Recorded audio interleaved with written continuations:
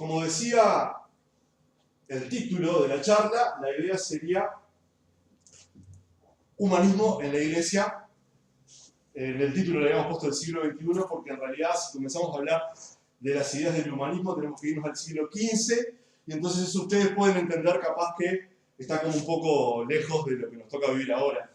Entonces la idea era aclarar que, bueno, que la idea es estudiar el concepto del humanismo y cómo hoy en la Iglesia en el siglo XXI es algo que está tan naturalizado que muchas veces hasta creemos que la Iglesia funciona de esa manera y que la postura del hombre ante Dios es tal cual como el humanismo la plantea.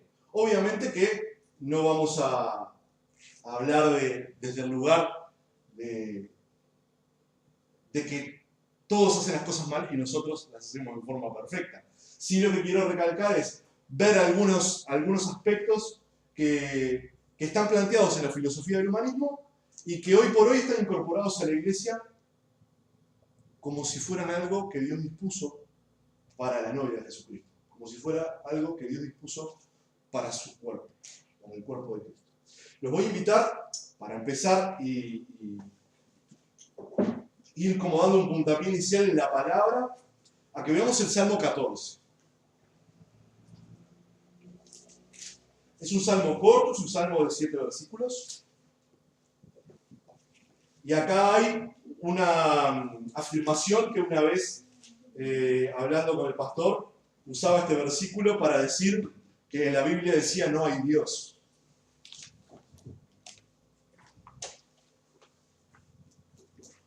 Es el paralelo del Salmo 53 también, para aquellos que conocen un poco cómo están relatados los salmos. Dice así: dice el necio en su corazón, no hay Dios. Se han corrompido, hacen obras abominables, no hay quien haga el bien. Jehová miró desde los cielos sobre los hijos de los hombres para ver si había algún entendido que buscara a Dios. Todos se desviaron, a una se han corrompido, no hay quien haga lo bueno, no hay ni siquiera uno. No tienen discernimiento todos los que hacen iniquidad, que devoran a mi pueblo como si comiesen pan. Y a Jehová no invocan. Ellos temblaron de espanto porque Dios está con la generación de los justos, del consejo del pobre se han burlado, pero Jehová es su esperanza. Oh, que de Sión saliera la salvación de Israel. Cuando Jehová hiciere volver a los cautivos de su pueblo, se gozará Jacob y se alegrará Israel. Este es un salmo de David que ya nos pone en una postura que se choca de bruces con el humanismo. Primero, obviamente, estamos viendo esto en la Biblia y después vamos a dar la definición de humanismo, pero acá ya de pique dice que el necio en su corazón dice no hay Dios. Entonces uno puede decir, bueno, pero en realidad cuando estamos hablando del humanismo dentro de la Iglesia, no estamos hablando de gente que dice que no hay Dios. Ahora, lo que Dios está diciendo también es que esa persona ya nos está dando una característica de esa persona, y es que es necio. El necio es alguien que no entiende. Entonces, quiero que veamos un poquito ahora los conceptos de humanismo muy por encima, para que podamos comprender en qué punto, de pronto, y sin darnos cuenta, caemos en esa falacia de decir, no hay Dios. Yo dividí el libre albedrío, es una mala palabra para hablar justo del humanismo, pero en 4 puntos en los que encuentro formas de llegar al humanismo. Y una es, bueno, el pensamiento humanista, que tiene al hombre como centro, eso se define como antropocentrismo, y sus filosofías. Después vamos a ver un poco el tema de la metafísica, dividido también en 2 ramas o 2 variantes, como pueden ser la parapsicología o el Reiki, la psicología, que está dentro de las ciencias humanas, y la confesión positiva. Vamos a comenzar con el pensamiento humanista. El pensamiento humanista se define en esa pirámide, la pirámide de Maslow, aquellos que recuerdan del liceo. Maslow era una persona que proponía,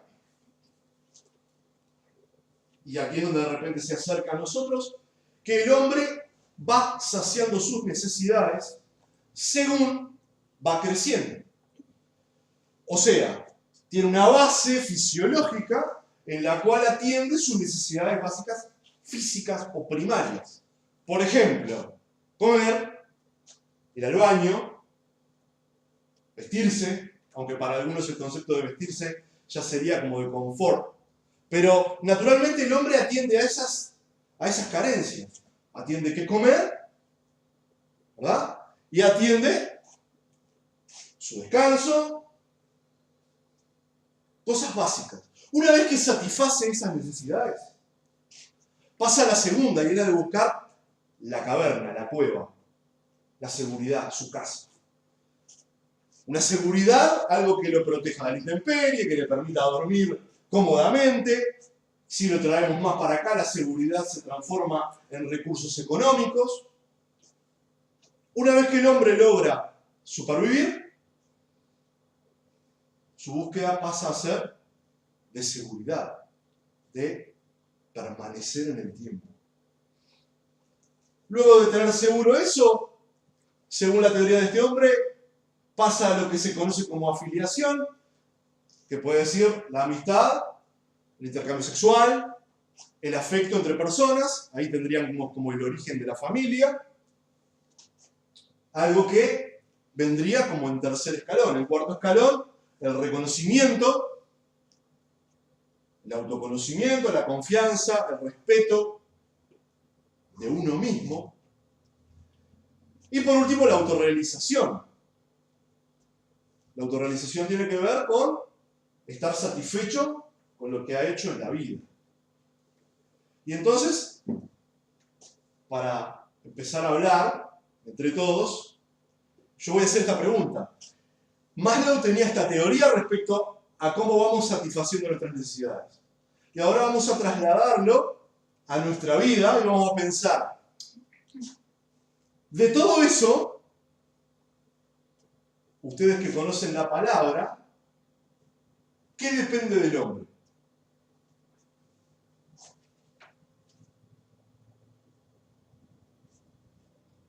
Si nosotros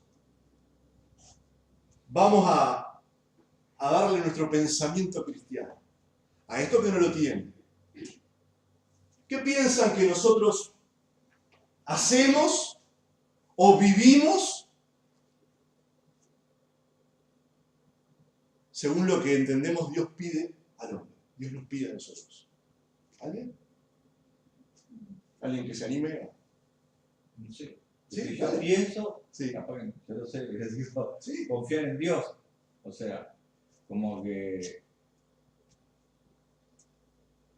todo eso se basaría en que no necesitaría, porque yo tengo que confiar en Dios para que todo eso aparezca, o sea, en mi vida, ¿no? Es lo que yo veo. Bien, está bueno. Mientras que acá el humanismo postula que yo puedo ir logrando objetivos y ascendiendo en esa pirámide, diciendo, bueno, ya sobreviví mi infancia, digamos que es la parte dependiente, depende de lo que me den de comer, que me vistan, cómo va, sobreviví esa parte, no tuve enfermedades. Bien, ¿ahora qué hago? Y ahora busco seguridad. Tengo mi casa, me manejo con mi familia, aprendo los códigos para que no me echen, ¿sí? Aprendo bueno, que si tengo buenas notas me tratan bien, si tengo malas notas me tratan mal. Empiezo a ver cómo me acomodo y después paso a otra etapa en la que tengo vínculos con amigos, la adolescencia, empiezo a ver, y vamos levantando en esa pirámide. Ahora, cuando nosotros vemos esto, ¿no vemos algún rastro nuestro en esta forma de pensar?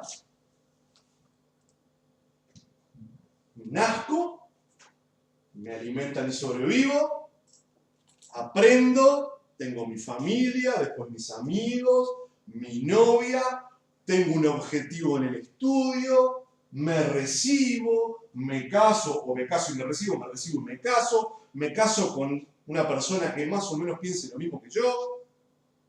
y después comienzo a buscar reconocimiento de los demás. Si soy profesional, busco ser el mejor en. Si soy maestro, busco ser el mejor maestro. ¿Sí?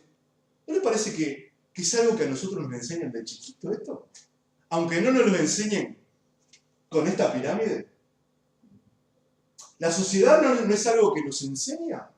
Y entonces la pregunta iría a lo que dice Daniel. ¿Dónde está Dios?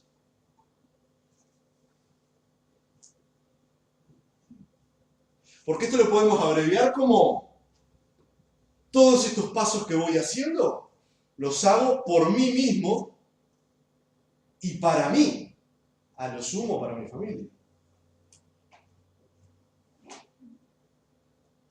Este es el pensamiento o la base fundamental del pensamiento humanista. El hombre como centro. Los cristianos, ¿qué pensamos? En voz alta. Cristo como centro. Cristo como el centro. Y usted me dice, bueno, pero sí, está, lo tenemos clarísimo eso.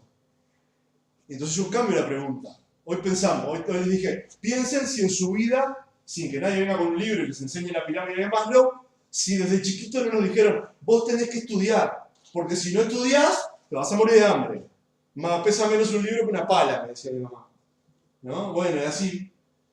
Y después te tenés que casar, y te tenés que casar con una mujer virtuosa. Y vamos encasillándonos en esto. Al punto tal que muchas veces pensamos en alguien exitoso, alguien que se recibió, que tiene su propia empresa, que tiene su propio trabajo, ha constituido su familia, una solidez económica. Y a veces no nos damos cuenta, los propios cristianos, que en realidad esa puede ser una de las personas más fracasadas. O a nivel interior, o porque en realidad se va al infierno. Y es tan así el concepto que la sociedad nos planta, que si vos le preguntás a un niño, y creo que cuando en nuestra época nos preguntaban a nosotros, te dicen, yo quiero ser como Messi, como Suárez, como Bill Gates, aquellos que tienen computadora o les gusta la computadora, y toman referentes de personas que son exitosas en base a esta pirámide.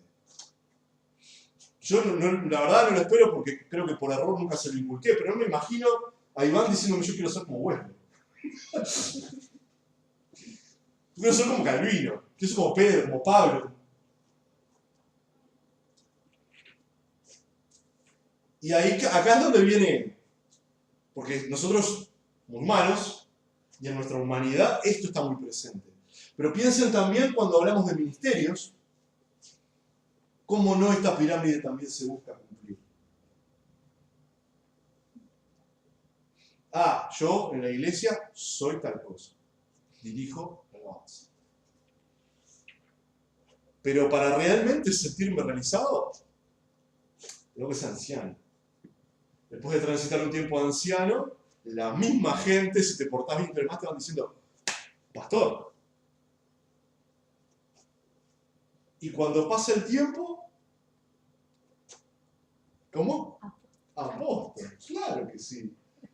Y después padre espiritual.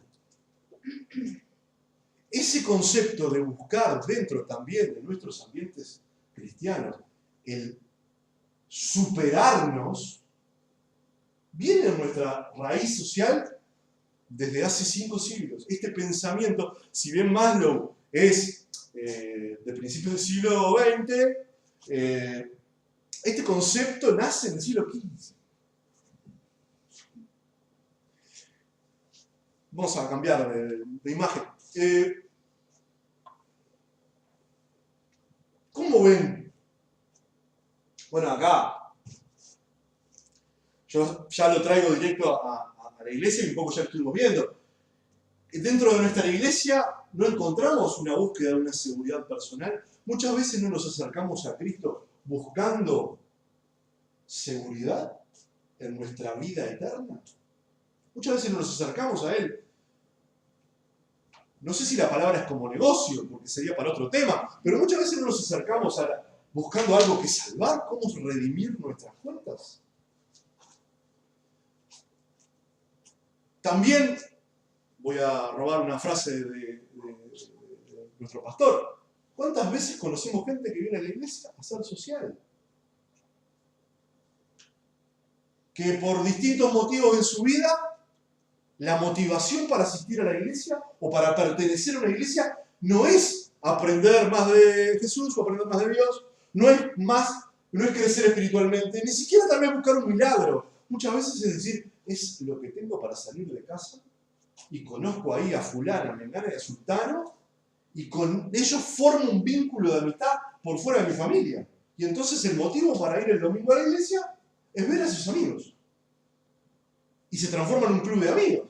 Pero no estamos satisfaciendo una necesidad, como vimos en la pirámide, de pertenecer a un grupo social. Y acá entramos, ¿no? A muchos aspectos en los que vemos en muchas mega iglesias hoy por hoy, ¿no? Gente que va a la iglesia los domingos no se conoce. Gente que va a la iglesia los domingos nunca habló con el pastor. Se lo presentó el pastor de una célula, pero no conocen al pastor de la iglesia. No saben cuál es la visión, no se organizan asambleas. Pero sin embargo la gente piensa que forma parte de. Realización de tareas tareas según mi conocimiento. Toca la guitarra, va para la alabanza. Sabe orar, ora en el culto.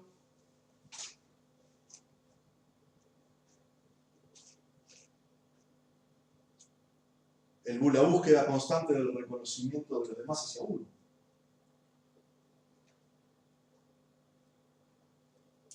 Buscando el éxito personal.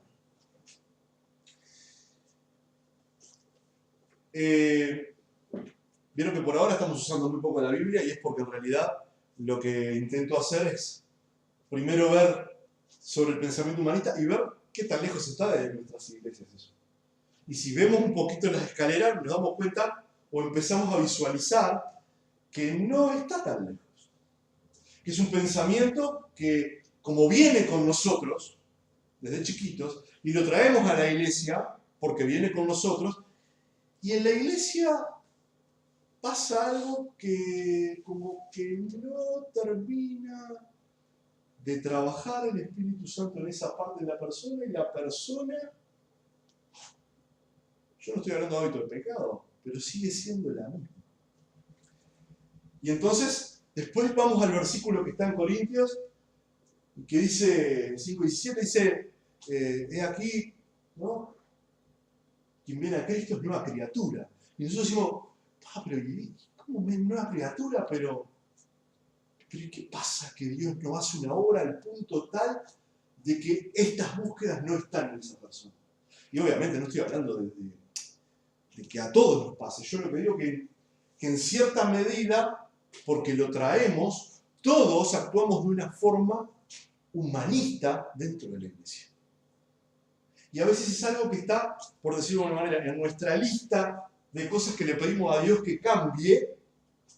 Esto está allá en el fondo, pero si nos damos cuenta que si eso cambiara, si cambiara el concepto de que no soy yo el centro, sino Cristo el centro, todos estos conceptos se desploman como la pirámide de Maslow.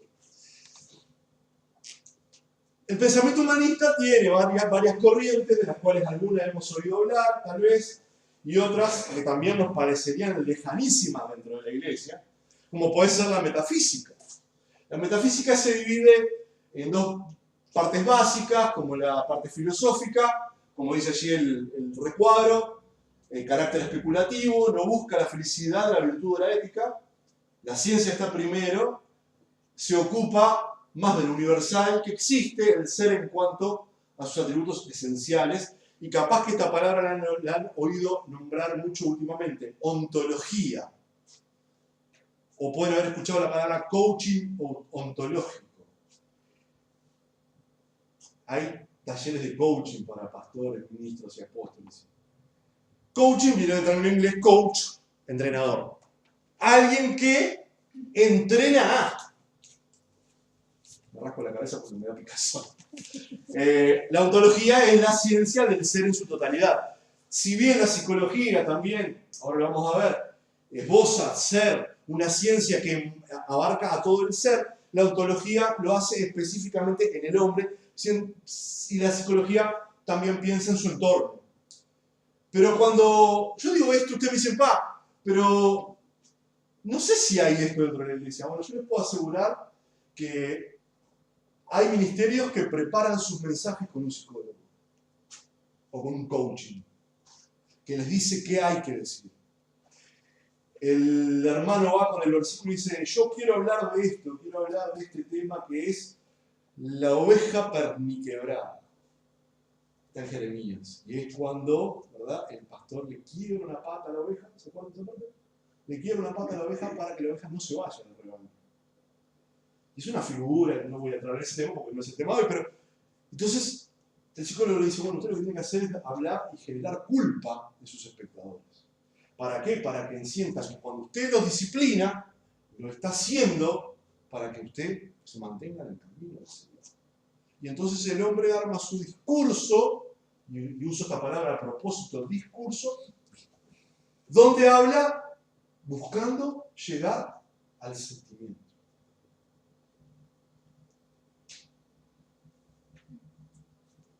Y volvemos al principio o a la primera intervención que hizo Daniel. ¿Dónde está Cristo? ¿Dónde está el Espíritu Santo? Algo similar al coaching, vamos a sacar a los ministros, se produce en algún tipo de secta, en algún tipo de iglesia, en los cuales, por ejemplo, cada uno tiene que tener sus 12, y ese que lidera ese grupo de 12, que hablando del G12, esa gente, ese que lidera ese grupo, es como aquel que impone las reglas dentro de esos 12.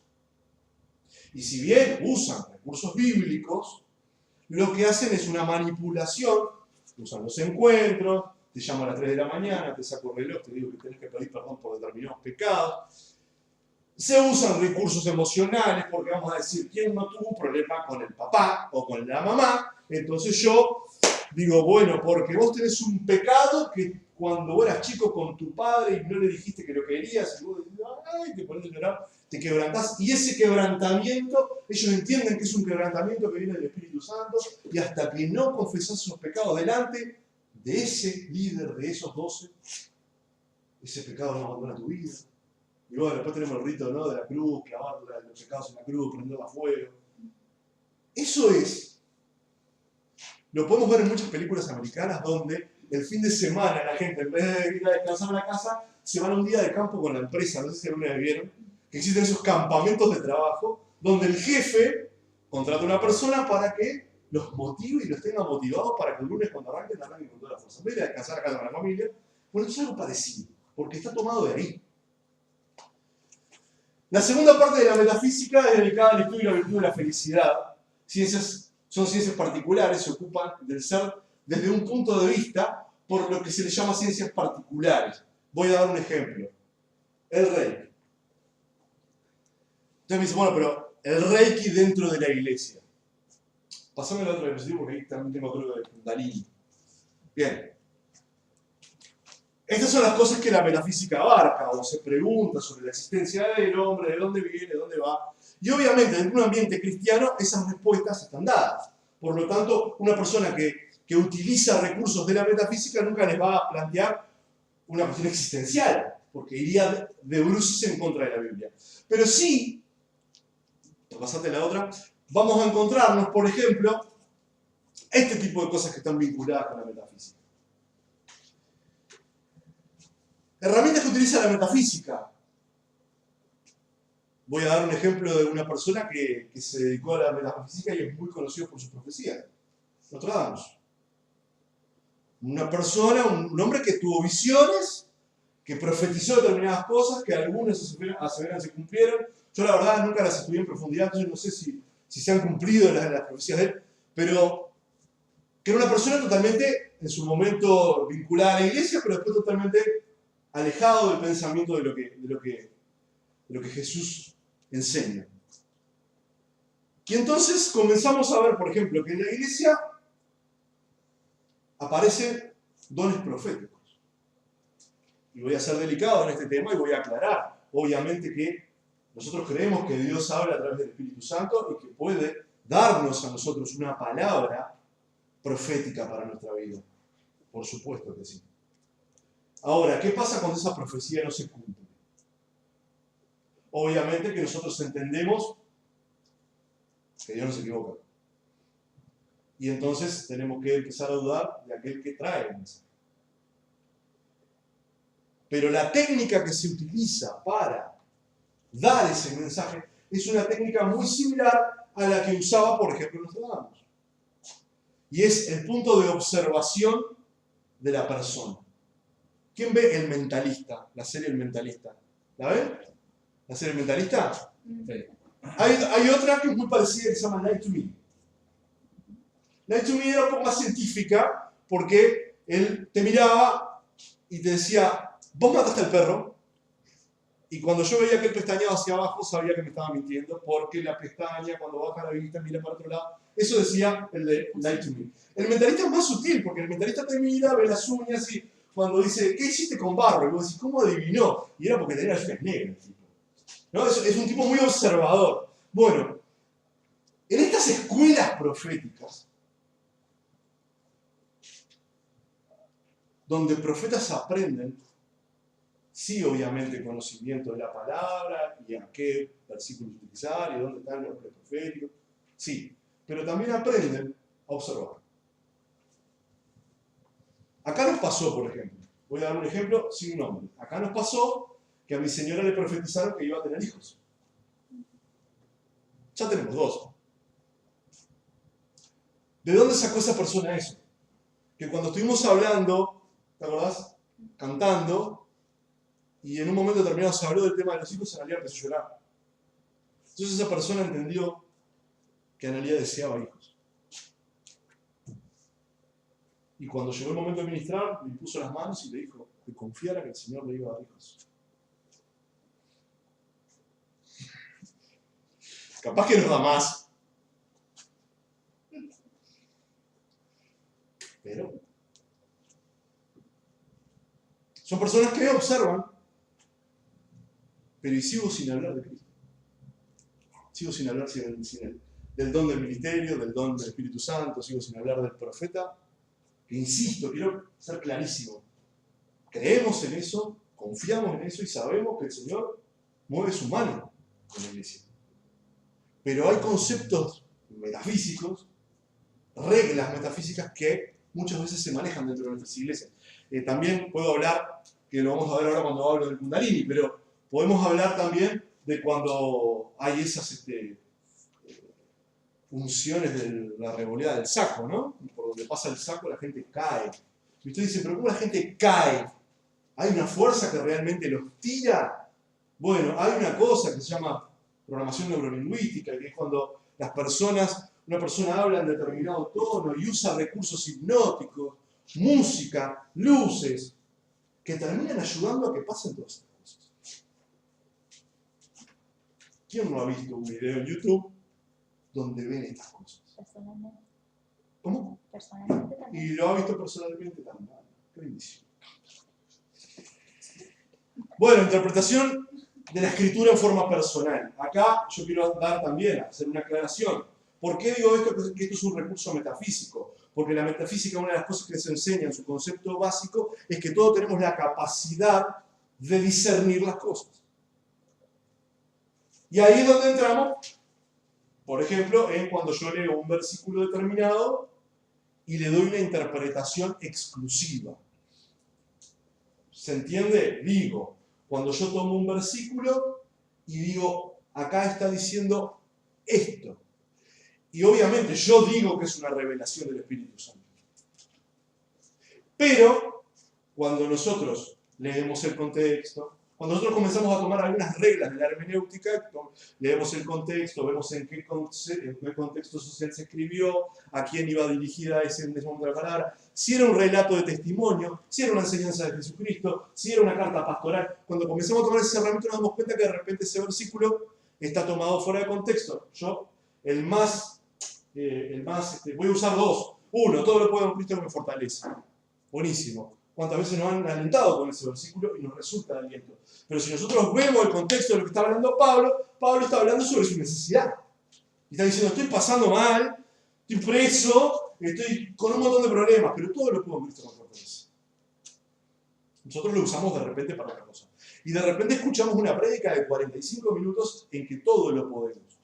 Y a veces la persona, en su interpretación personal, se olvida que todo lo podemos en Cristo siempre que esté en su palabra. Porque no se va a contradecir a sí mismo. ¿Se acuerdan que una vuelta hicimos una enseñanza sobre eso? Dijimos que es una sinécdoque, que eso quería decir una regla gramatical, que quería decir que cuando usa la palabra todo no se refiere a todo, sino que se refiere a todo lo que está incluido en el tema o en este caso en la palabra. Dios en su sabiduría y su soberanía va a cumplir cada palabra y cada coma que está escrita en la Biblia. Y nada fuera de ella. Por eso, por ejemplo, si volvemos a la parte de arriba, cuando nos profetizan un auto, nos profetizan un cambio de trabajo, cuidado, porque puede ser el Señor hablando en nuestro corazón. Pero cuidado porque si yo busco en la Biblia mi enriquecimiento personal, la prosperidad de mi familia, no está muy clara en la palabra.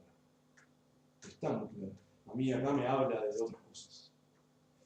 Y muchas veces encontramos que se usan recursos de ese tipo, interpretando la escritura de una manera tal en la cual, he aquí, yo estoy a la puerta y llamo.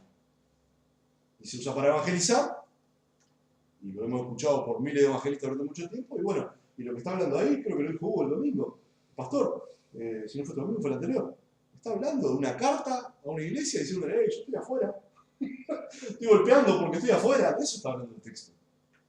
Y sin embargo lo hemos escuchado muchas veces usando lo que está fuera de tu corazón, golpeando para entrar, porque afuera hace frío. Esas interpretaciones tienen que ver con el pensamiento de que yo tengo la capacidad de interpretar el texto. Es algo parecido a lo que cree la gente de la gnosis. La gnosis, si han escuchado hablar de los gnósticos, hablan de que el conocimiento es la raíz o la base de todo. El conocimiento de Dios, el conocimiento del hombre, el conocimiento... Entonces, cuando la persona está formada en conocimiento, puede hablar y dar cátedra y contar sus experiencias. Y en realidad, en la iglesia, aunque muchas veces sea así, como ahora después vamos a ver en la segunda parte, nos enseña otra cosa.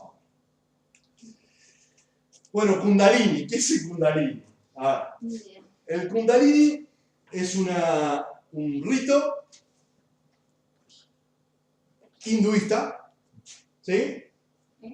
Hinduista, o sea que practican los hindúes, que si yo hoy les pudiera poner un video, ustedes lo van a poner en su casa cuando lleguen, si yo les pudiera poner un video ahora, ustedes verían a un gurú, como le llaman ellos, a un maestro, a un ascendido, imponiendo las manos sobre otro y esa persona comenzando a temblar incontrolablemente. También cayendo al piso y haciendo ruidos de animales.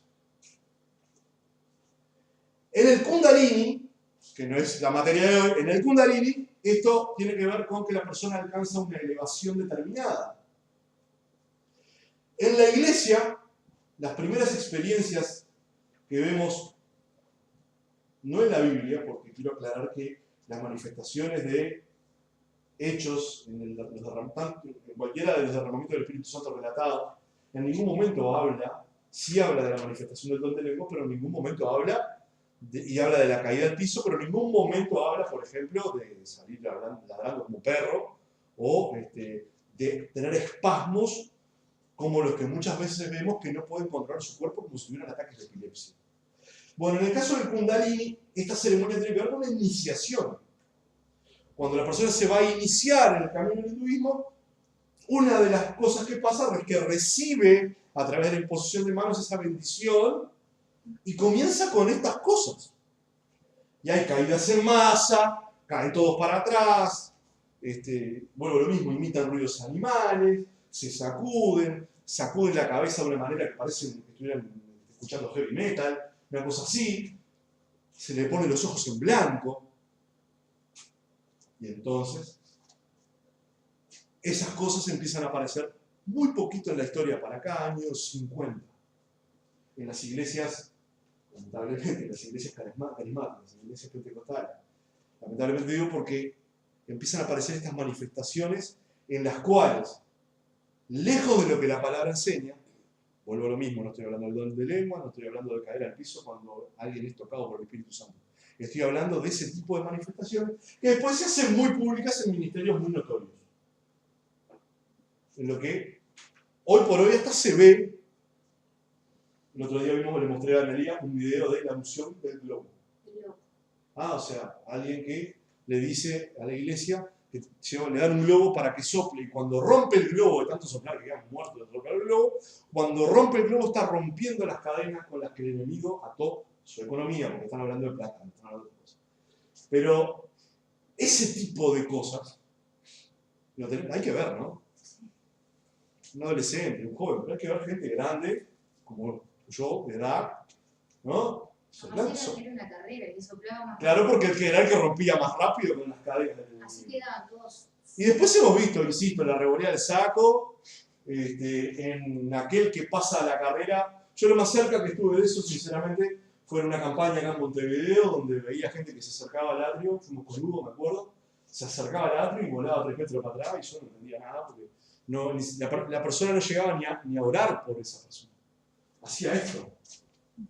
Y la gente caía como si fuera una ola de surf. E insisto y los invito, los conmino a que busquen en YouTube Kundalini y vean un video y vean la comparación. ¿Por qué comenzó en ese tiempo? Bueno, lo que yo entiendo es que históricamente los Maharaji, que son los maestros del hinduismo, comenzaron a migrar a los Estados Unidos y tuvieron mucho éxito. Voy a dar un ejemplo, los Beatles hacían un tipo de música hasta que conocieron al Maharaji y se fueron a la India, y cuando volvieron, no sé lo que ahora experimentaban con drogas mucho más pesadas, como el LSD, sino que si escuchamos la música encontramos música de sitar, música oriental, totalmente influidos por este maestro, que después, entre otras cosas, por ejemplo, influyó a John Lennon, que era el que se mostraba desnudo con la esposa, la paz y el amor, y yo qué sé. Lamentablemente eso entró a la iglesia en este tipo de efectos y en ese tipo de unciones.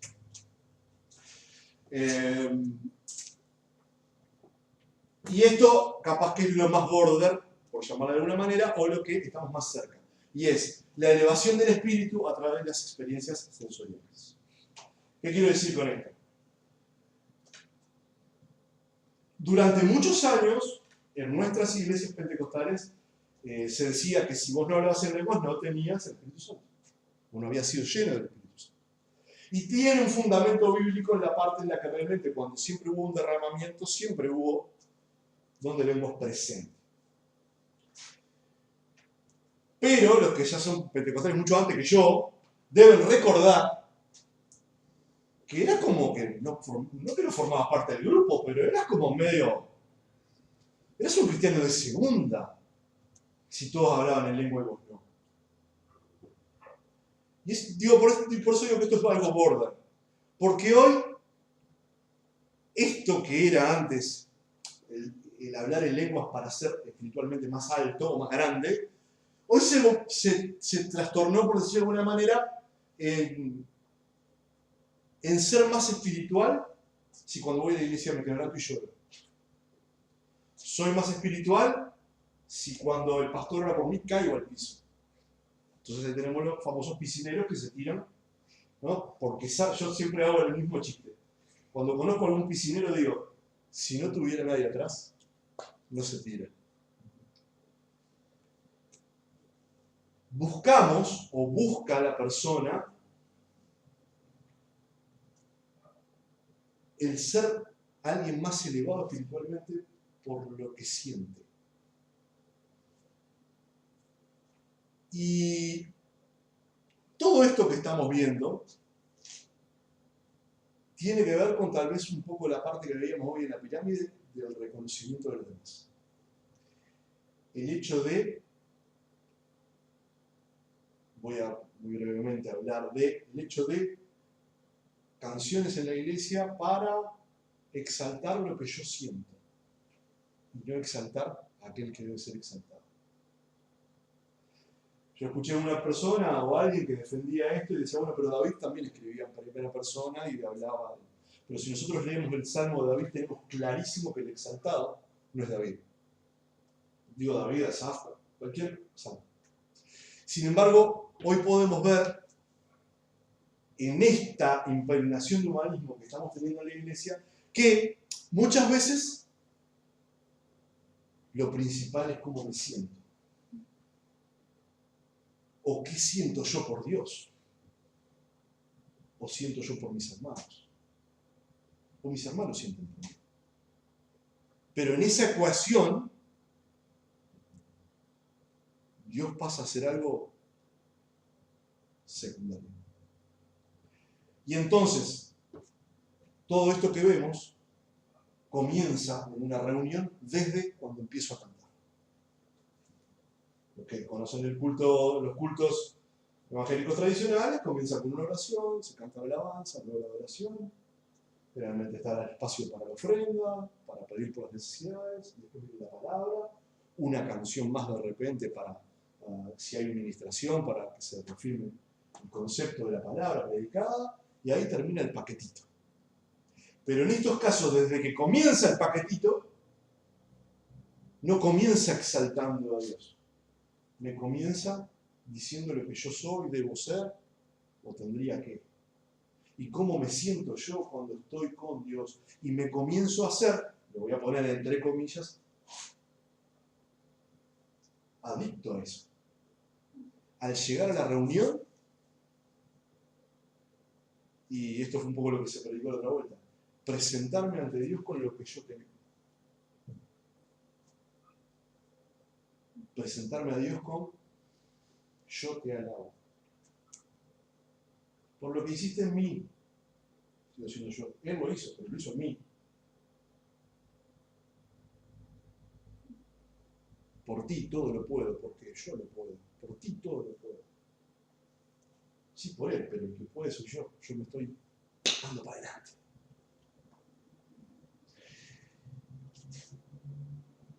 Vamos más. Estos elementos que hemos visto pretenden muy brevemente esbozar cosas que, o yo intento mostrar cosas que hoy vemos como una práctica común en nuestras iglesias y cosas que, insisto, todavía no empezamos con la Biblia porque lo voy a dejar para el final, porque creo que después de leer esto no vamos a requerir mucha explicación. Entonces, quiero que veamos, o para cerrar el tema humanismo específicamente, cómo esas cosas se han metido en nuestra iglesia, nuestras iglesias. Dentro del humanismo hay una corriente, o un estudio, la ciencia, por llamarlo así, si bien no está reconocido como algo de medicina, ¿no? Si ustedes saben, el estudio de la psicología no se realiza en la Facultad de Medicina, no está considerado como una medicina o como algo terapéutico desde el punto de vista clínico o empírico, sino que es una rama de conocimiento que tiene su base en el estudio del hombre y su entorno.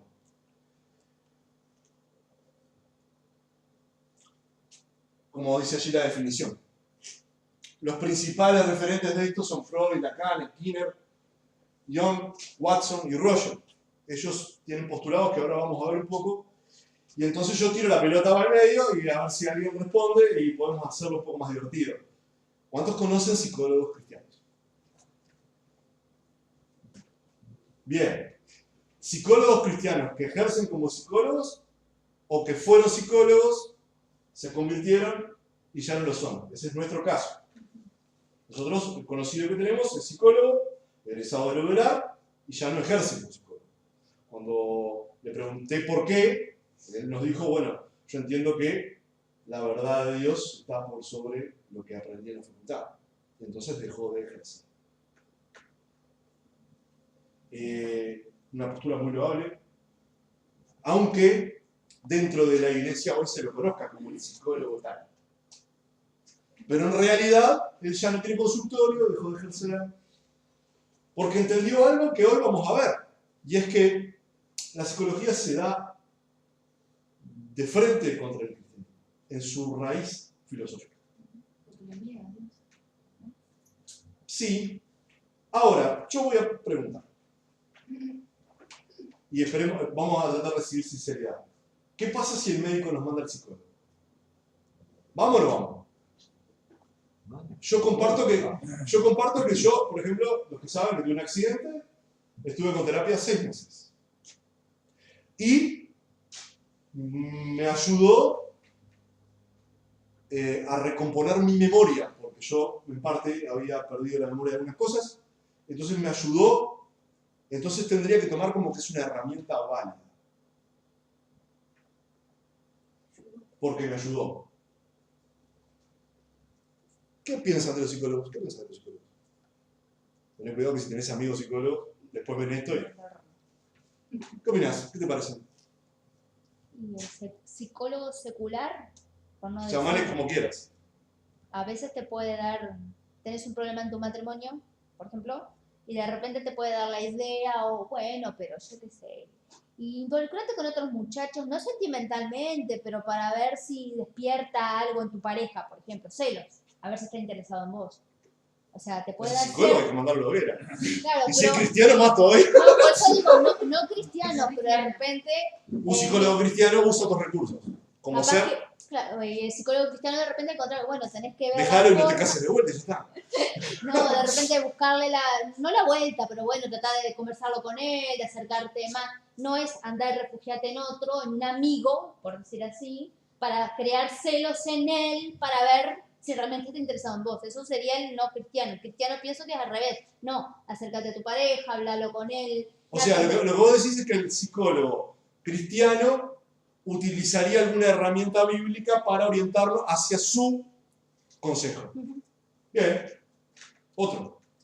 Sí, Juan. El psicólogo cristiano, pero el cristiano que es céntrico, cristocéntrico, entonces usa las herramientas que principales de la Biblia. Y él usa de eso que aprendió, lo trata de que, si bien hoy uno no está de acuerdo de que hay que usar la psicología como se está usando hoy por día, Es un tema de manejo de masas, digamos. hoy por día pastores o llamados apóstoles que no estudian psicología y lo están usando.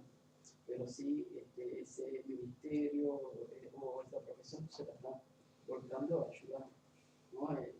Yo tengo un amigo que lo que hace es tener charlas para la familia, ¿no? Para la familia, y la verdad que es muy bueno escucharlo porque él no usa psicología, él usa la Biblia pura. Porque uno va a escuchar en varios puntos, ¿no? Ya sea del desaliento, ya sea de todo, va a seguir.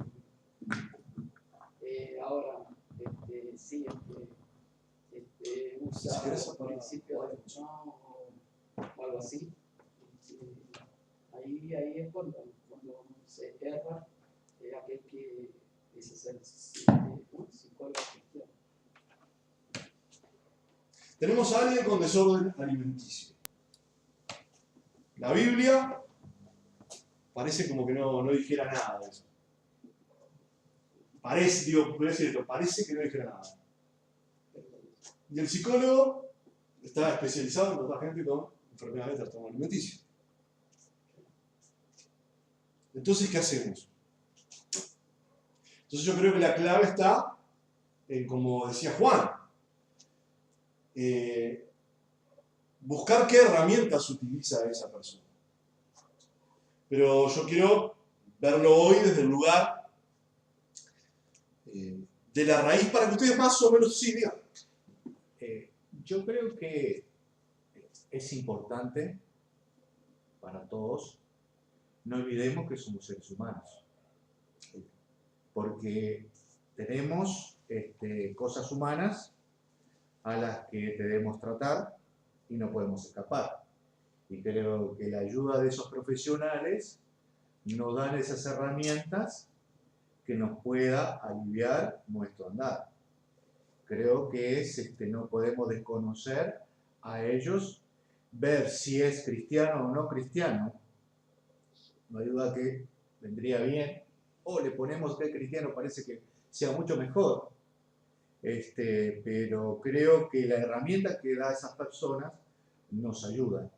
Y cuando de alguna forma un profesional nos dice que tenemos que ir, si le decimos, si nos encerramos a nosotros y no vamos, creo que nos estamos perjudicando. Por algo, ve algo que nosotros no nos damos cuenta.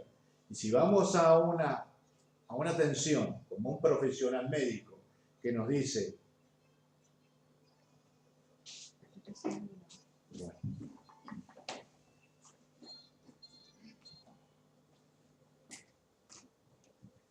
bueno, no sé si no sé si Sí, yo te entendí.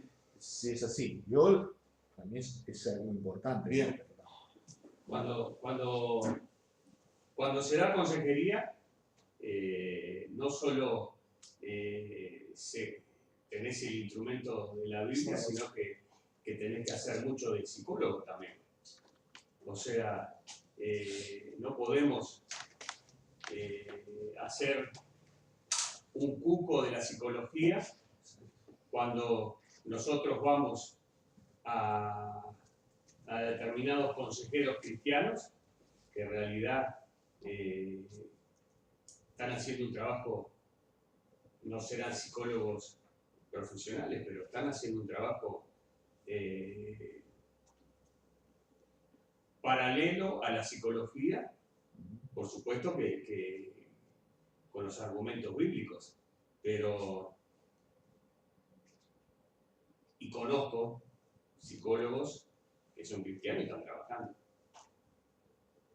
Está en cada uno de nosotros y hay que tener una cosa clara. Está el psicólogo, pero después cualquier otra cosa que nosotros hagamos en la vida, si nosotros no tenemos nosotros el discernimiento y sabemos acomodar el cuerpo a las cosas que se van presentando, no es la culpa del psicólogo, ni del médico, ni de... Es un tema de nuestra relación con el Señor. Y yo creo que pueden estar de acuerdo o no, pero digo, es respetable, como vos decías, la persona esa conocida que se dio cuenta de la anunció. Yo creo que es una profesión, es un trabajo, es como el que es cristiano y está trabajando de policía y usa un arma. O es un médico que puede ser cristiano o no, se queda contra la pared en asuntos de los abortos, etcétera, etcétera. Creo que estamos todos mezclados, todos estamos inmersos en un mundo que confrontamos. Cómo se nos para alguien en una situación X, no respondemos de la mejor manera y no somos de testimonio. Yo creo que creo que todas las profesiones, creo que todas, pero la gran mayoría, no está Dios centro. Entonces no podemos escondernos o poner algo como la psicología un poco. Es respetable, tiene sus argumentos, que es bueno escucharlos. Hay profesionales que creo que tienen las herramientas necesarias para nosotros los seres humanos, que pueda estar de acuerdo o no, uno lo ve, o como el que lleva un mensaje puede estar de acuerdo o no lo entendés. Yo creo que para mí es importante, digo que cada uno, o como los cantantes, que hay cantantes profesionales, que es su trabajo, pero concurren a una iglesia en su domingo y testifican de Dios. Puede ser que sus letras no están de acuerdo a lo que ellos creen, pero es su trabajo. Podemos estar de acuerdo o no. Si en el caso de ellos deciden no hacerlo más, bueno, es su responsabilidad, de la manera como lo... Pero, digo, vemos que estamos rodeados de cosas, profesiones que no está el centro de Dios. En cuanto a motivador, por ejemplo, tenemos algo que podemos sacar un sombrero que es Nick Burgess. ¿no? Que si lo han escuchado, Sí. usa la Biblia, y bueno, su vida ya. La idea de ahora ver algunos detalles en cuanto al pensamiento de las corrientes psicoanalíticas o corrientes de psicología más empleadas es un poco comprender la oposición que tiene esto con respecto a lo que la Biblia expresa. Pero, como muy bien dijo Carlos, y creo que todos estamos de acuerdo, la profesión poco tiene que ver con lo que la vida de la persona sea. En esta instancia o en este taller, la idea es compartir para que todos conozcamos la raíz de dónde un psicólogo encara un problema y dependiendo de la rama de estudio que es elegido. Pero no quiere decir, primero, que no estamos en posición de juzgar a nadie que tiene esa profesión. No es mi caso. Segundo, si esa persona tiene a Cristo como el centro de su vida, y seguramente utilice estas herramientas como de repente otros utilizan otras herramientas. Creo que lo que, al menos lo que se intenta explicar desde acá, y con esto vamos a ver ahora, es un poquito que ustedes conozcan el pensamiento filosófico básico de cada corriente, muy básicamente. Se puede dividir, o lo dividiríamos entre tres cuadros: el psicoanalítico, el conductista y el humanístico, y del costado, en el material, aparece lo que sería la consejería bíblica, o desde el lugar de la Biblia, cuál sería la diferencia de concepto. Y acá ustedes van a ver que no estamos hablando, por ejemplo, de un pecado puntual. Vos vas a ser psicólogo para que te resuelva un conflicto que vos tenés de cleptomanía. Vos robás y no está apuntado a eso. Pero sí quiero que veamos, por ejemplo, algunas definiciones de los temas. Los principales autores, bueno, en el caso del psicoanálisis, Freud, Jung, Martin y Meyer, en la conductista Skinner, Watson y Dobson, en el humanístico Roger, Alport, Maslow, Adler, Ellie, Krauss. Ahí sí tiene un texto de consejería que puede ser. Pero vamos a ver, por ejemplo, el concepto antropológico, que es, para el psicoanálisis, el hombre tiene un instinto animal, instintos básicos, un superego o superyo, capaz que se le pueden acordar del liceo, una conciencia orientada a la realidad del ego y el poder de la toma de decisiones. Pero como vemos en este caso, desconoce el concepto de alma. En el caso del conductista, dice que es un animal condicionado, que evoluciona, dependiente y determinado por el entorno, lo que se conoce como determinismo por experiencia. Y el humanista, básicamente, el hombre es bueno, no hay maldad en el hombre, potencial interno infinito, con el poder de la mente se puede sanar, con ese tipo de cosas, madura como por ejemplo una flor. Problema que surge ante esto,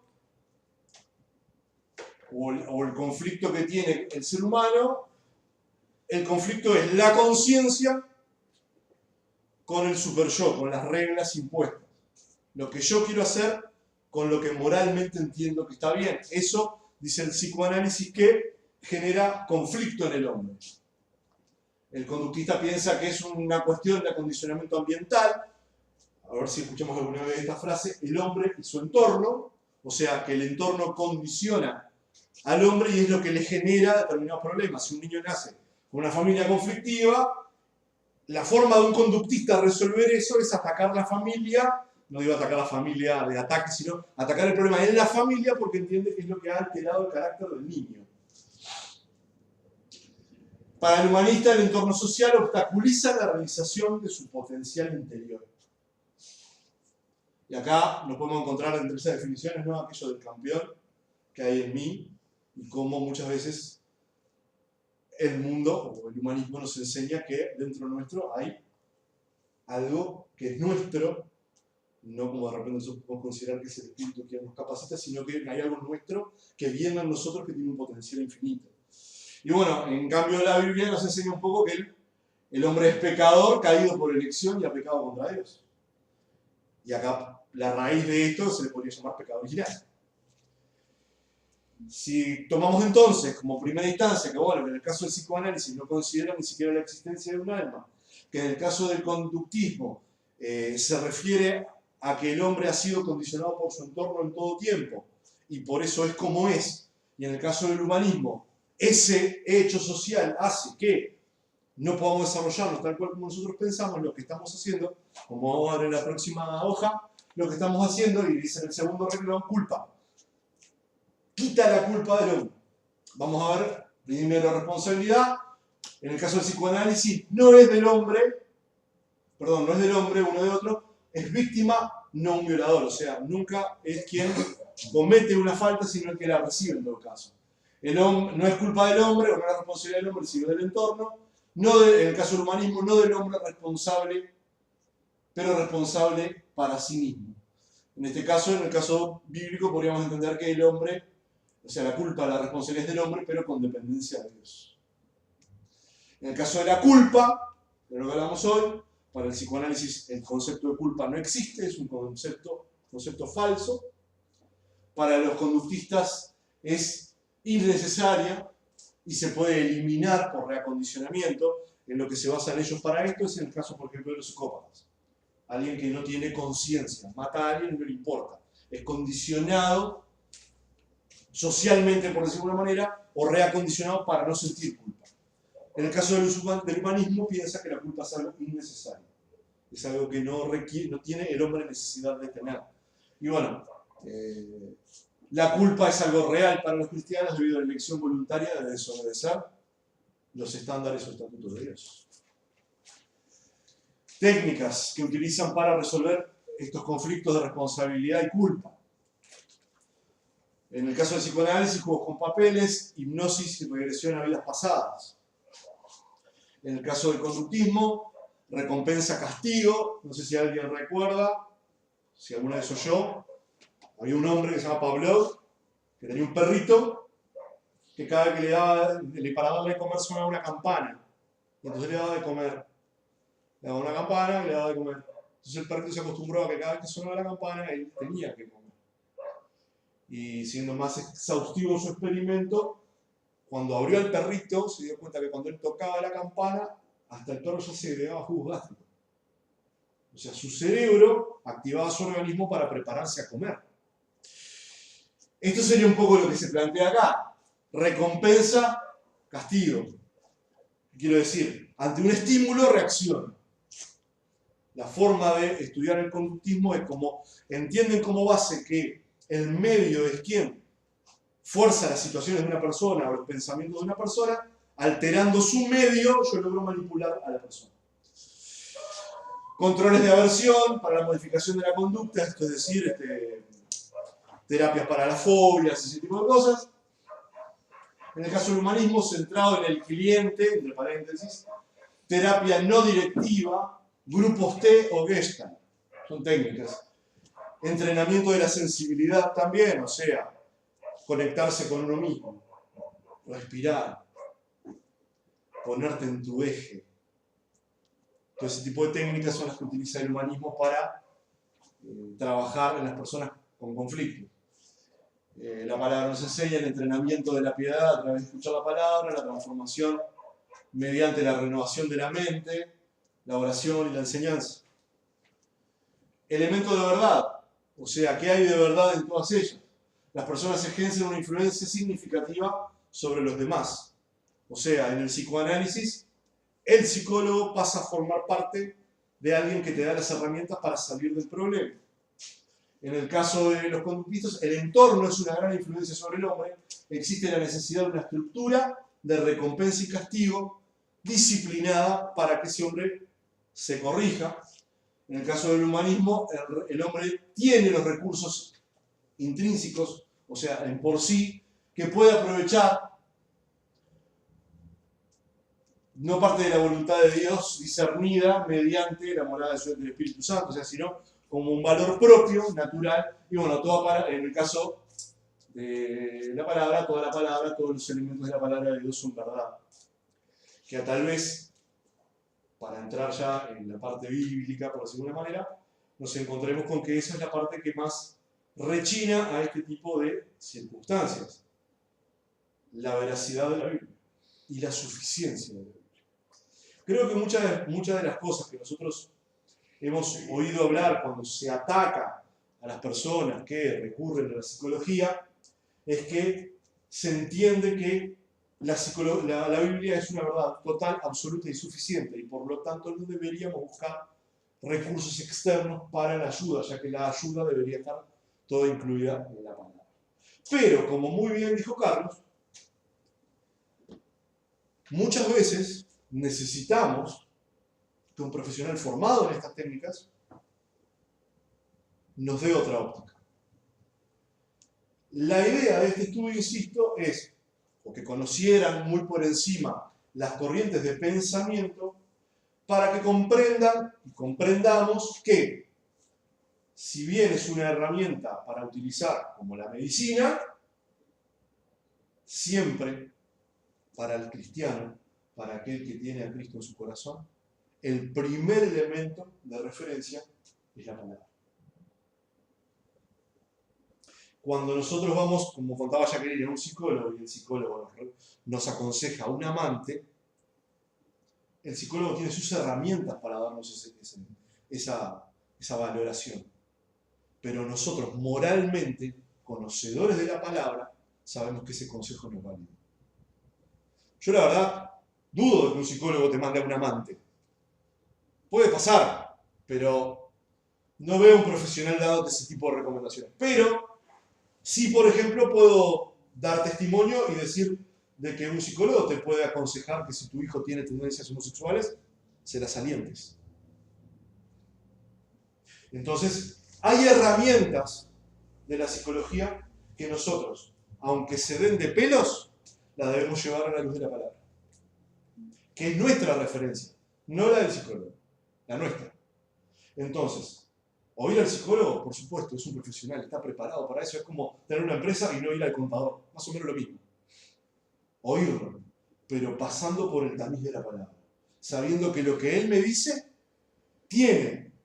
Si vamos, como decimos siempre, a un psicólogo cristiano, le pongo yo, y perdón cada las comillas, pero si vamos a un psicólogo cristiano, seguramente todas estas herramientas a la hora de aconsejar no las use y utilice otro tipo de técnicas y otro tipo de herramientas. Pero si vamos a un psicólogo secular, probablemente nos encontremos con cosas que él nos aconseja o que él nos ayuda a descubrir, como es el proceso que ellos llaman, porque ellos no aconsejan a nadie, sino que nos ayudan a descubrir cosas. Cuando nos ayudan a descubrir cosas, nuestra responsabilidad como hijos de Dios, que somos nosotros, es pasarlo por el camino de la palabra. Y vamos a encontrar cosas que son positivas y cosas que no lo son. Bueno, pasamos a la última. Ahí se me escapó la foto de un personaje. Otro elemento del humanismo que estamos viendo en nuestras iglesias es la confesión positiva. El famoso yo decreto, yo declaro. Que tiene la raíz humanística ¿en qué? Si se trata de yo decreto, yo declaro, en que el hombre tiene la capacidad de su palabra, o de sus palabras, de hacer que las cosas sucedan. Esa es una frase de ADM, Asociación de Dirigentes de Marketing, haciendo que las cosas sucedan. Y nosotros, en nuestras iglesias, estamos viendo, no voy a entrar en el detalle de los versículos bíblicos, pero en versículos que, fuera de su contexto, como hablábamos hoy, enseñan que la palabra de oración de una persona tiene la capacidad de torcer la voluntad de Dios. Así de sencillo. Ustedes me dirán, no, pero en realidad cuando una persona declara prosperidad y esto y aquello y lo otro, o declara sanidad, para no caer en el tema del dinero, cuando una persona declara sanidad, está respondiendo a algo que la palabra nos enseña, que bueno, que fuimos sanos por la llave de Cristo. Entonces en realidad está diciendo, el problema no es creer eso, que puede decirse que está bien. El problema es decir que eso va a suceder ahora. Decir que eso es ya. Y cuando vemos que no sucede, en realidad nos encontramos ante personas que decretan bendición para el próximo domingo. próximo domingo de rompimiento, próximo domingo de liberación, próximo domingo de, y no estoy diciendo que no crea en la liberación, digo, noche de milagros. Eso me acuerdo patente, no voy a nombrar el ministerio, me acuerdo patente de un cartel en un ómnibus, ¿no? De la ciudad, con dos pastores, pastora y pastor, y que decían, venga por su milagro.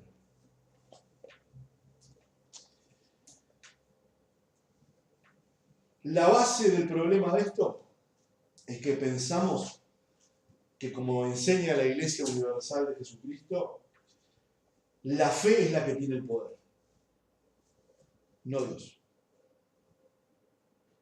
Porque como el que cree todo es posible, trastornan la palabra diciendo que tu fe es la que hace las cosas y no la voluntad de Dios. Tu fe es la que tiene el poder de que las cosas sucedan. Y bueno, y ahí entramos en una rama que está muy conocida. Ahí tenemos un personaje que se me escapó, fue sin querer, es un conocido dueño de una iglesia que se llama Lakewood en Estados Unidos, Joel Osteen es su nombre, muy conocido, en muchos libros de cómo prosperar, de cómo sacar los pensamientos negativos de nuestra mente para lograr las cosas. Esta es una de sus frases más célebres: tus palabras tienen poder creativo. Una manera de desatar la fe es a través de nuestras palabras. Voy a hacer una breve reseña de dónde sacó esto este señor. Así como otro dijo que como somos hijos de Dios, somos pequeños dioses, somos Jehová Junior, porque somos hijos de Dios, este dijo que como Dios, a través de su palabra, creó las cosas, sus hijos, a través de la palabra, podemos crear situaciones. Entonces yo diciendo, creo. Yo no digo creo de creer la fe, creo en el sentido de creo cosas. Yo necesito trabajar, así que yo digo que el lunes me van a llamar para un trabajo. Porque lo digo y de esa forma estoy haciendo que las cosas sucedan porque las estoy, y algunos usan la palabra profetizado, ¿sabes? Pero quería ver esta parte como un detallecito de algo que vemos muy comúnmente en nuestras iglesias y que estamos declarando cosas. Pero a ver, voy a poner un puntito suspensivo y voy a hacer algo que mi señora sí ha hecho. La voy a prender fuego. Y es, no digas porque las palabras tienen poder.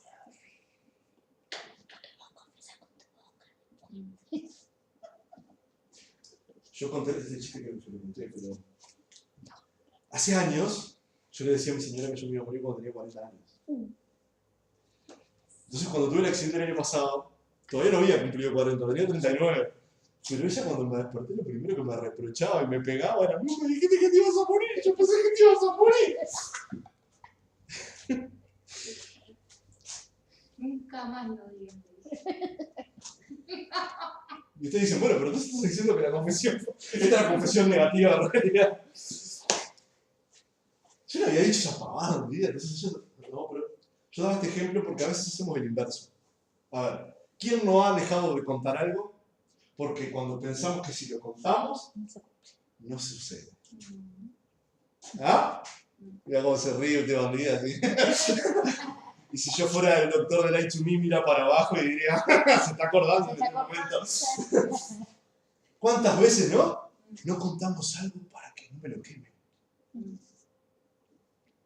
Porque la envidia de los demás Eso te iba a decir. va a afectar lo que Dios tiene para mí.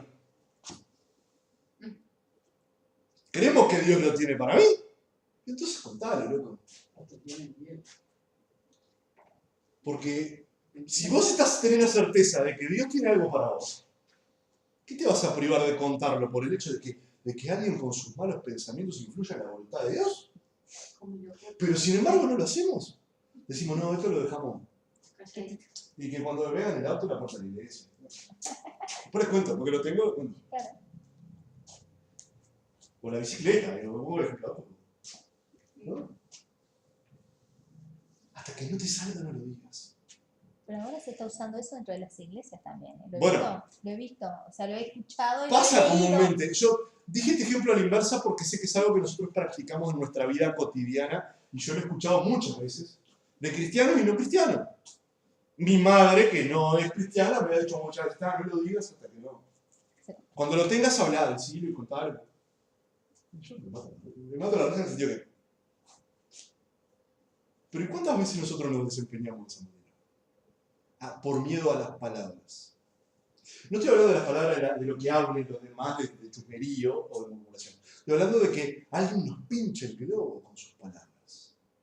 Entonces eso sería lo que sería al revés de la confesión positiva, ¿no?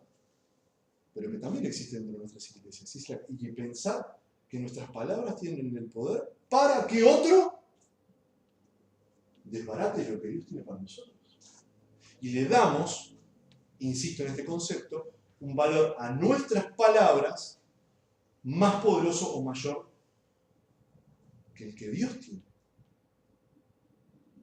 Porque muchas veces olvidamos, y la idea de esto no es un sermón, nosotros muchas veces olvidamos de que Dios tiene para cada uno de nosotros una ruta trazada. Y que no va a importar lo que nosotros confesemos o lo que los otros piensen hacia nosotros. Y como le he dicho por otras situaciones a mi esposa más de una vez, no importa el trabajo en la esquina de la gallina muerta, porque Dios tiene para cada uno un camino. Y si nosotros estamos en ese camino, la otra salvedad, si nosotros estamos en ese camino, no hay maleficio que nos llegue, no hay maldición, no hay malos deseos, no hay envidia que nos llegue. Pero tenemos que tener la certeza de que estamos en ese camino. Yo creo que el miedo a esas cosas proviene de nuestra inseguridad respecto a qué camino estamos transitando. Pero vieron que en todo el eje sigo siendo yo. Yo le tengo miedo a las palabras del vecino porque yo sé cómo ando. Entonces no le cuento. Porque si yo estoy en victoria en Cristo, no le tengo miedo. Si yo estoy con el pecho inflado, porque estoy seguro de que estoy haciendo lo que Dios me pide, y estoy obedeciendo, y estoy poniendo en sus manos las cosas que tengo que poner, ¿a qué le tengo que temer? Siempre cantamos las canciones, ¿no? Ni a 10 millares de gente, ni a quien acampe, ni que nada guerra, ni que me mate, ni que... Vamos a hacer una pausa por acá. Y después cuando volvemos con la Biblia y vamos a hacernos algunas preguntas más. ¿Estaría bueno? Una pausa más.